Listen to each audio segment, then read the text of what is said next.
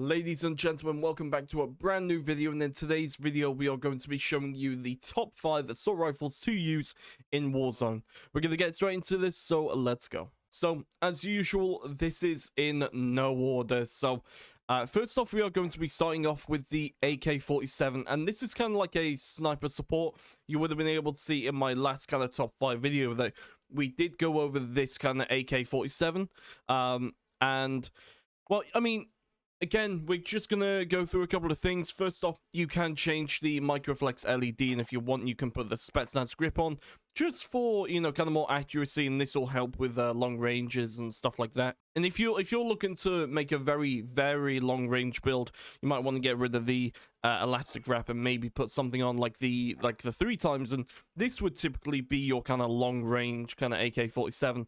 But for me specifically, I like to use the AK as kind of like a sniper support, and so the typical loadout that I would build with the AK is this exact one that I'm using right now. So give this a try. If you like it, amazing, but you know, feel free to change a couple of things around and see what you like. Going on to number 4, we have the Krig. The Krig has not changed. The Krig is still really good, still very viable, and again, you can change the barrel if you want to. You can go ahead with the Ranger. I believe the Ranger gives you more bullet velocity, but the only issue is the mil-spec helps with the vertical and horizontal recoil, but the Ranger only helps with the vertical, not horizontal. So there's a fair few changes, and I would still probably stick with the mil-spec. Mil-spec's amazing, but for the Krig 6, we've got the agency suppressor, the mil-spec barrel, Tiger Team Spotlight. If you want to, you can go ahead and get rid of that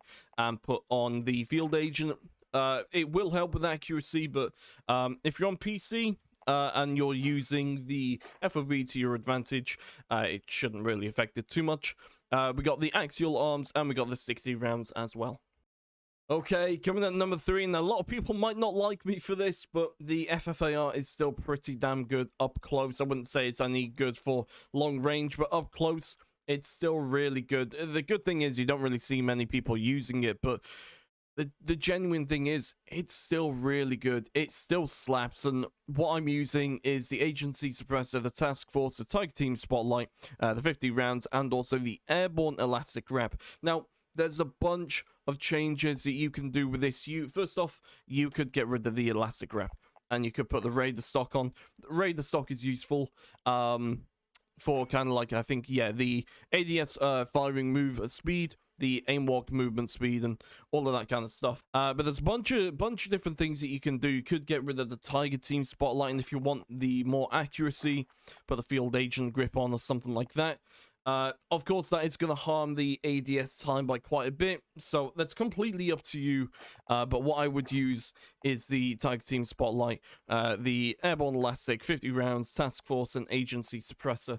Again, if you wanted to kind of help the ADS time, you can put the normal suppressor on.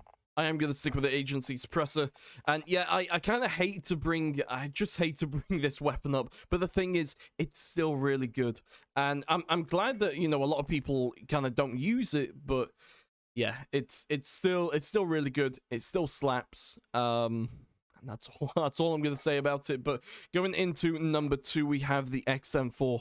I feel like a lot of people should be using this a lot more. A good friend of mine, Krig, I know he really likes the long-range XM4. On the XM4, this is what I normally use. So we use the agency suppressor, the task force, the Tiger Team Spotlight, the axial arms 3 times, and the 60 rounds. But a good friend of mine, Krig, he uses something quite similar, but he actually gets rid of the Tiger Team Spotlight and puts the field agent grip. It is because he's on console, but this is what he uses, and whenever I've seen him use it, it's very accurate. It's so good. But because I'm on PC, I do go ahead and use the Tiger Team Spotlight. And the reason why I say because I'm on PC is because we have the extended FOV, which actually kind of helps reduce like recoil and stuff like that. We kind of have an advantage, unfortunately, but fortunately at the same time. So that's kind of that. And finally, we do have the Ram 7, which nothing has changed about this weapon. It's still really goddamn good. It's always been good, just not many people actually use it. So we got the Ram 7, we got the Monolithic Suppressor, the FSS Ranger, we got the Corp Combat Hollow Sight. What you will see is that I am using this reticle. It's beautiful. It's the best one to use. We also have the Commando foregrip and the 50 rounds as well. So we do have a couple of honorable mentions, which to be honest, you probably saw it. Now we are going to go over to the EM2. I have not leveled this up whatsoever, so unfortunately I cannot give you a class setup for the EM2, but the EM2 is pretty damn insane. I've seen a lot of people use it, and it's like it only takes a couple of bullets, and it's not extremely fast in terms of fire rate. It's still pretty good though. But there are some honorable mentions that I can do, and this one is the M13. The M13 received a buff back about a month ago or something like that. So we got the M13, we got the Monolithic Suppressor, the Tempest Marksman, the Corp Combat Hollow Sights. We also have the Commando foregrip and the 50 rounds. And finally, coming to our last honorable mention, we have the Grau. I used this again probably back about a month ago, and it still slaps. It's still really good, and there are a few things you can do with the Grau. I mean, you don't necessarily need the tac laser, but I only have it because, you know, faster ADS time is, you know, kind of useful. But what you could do is you could put fully loaded on, and boom, there you go. You've already got full ammo for the Grau. But I feel like I'm going to find a lot of ammo on the ground anyway, or we might get munitions, because that's quite popular in spawn loot anyway. So yeah, so I'm not really bothered about fully loaded. It could be useful, but nah.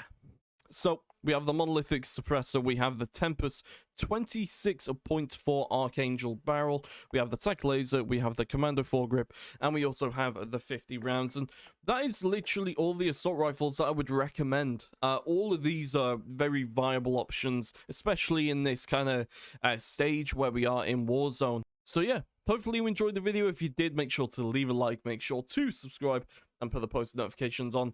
Thank you all so much for watching. Appreciate all the support, and I'll see you all in the next video. Have a great day. Peace.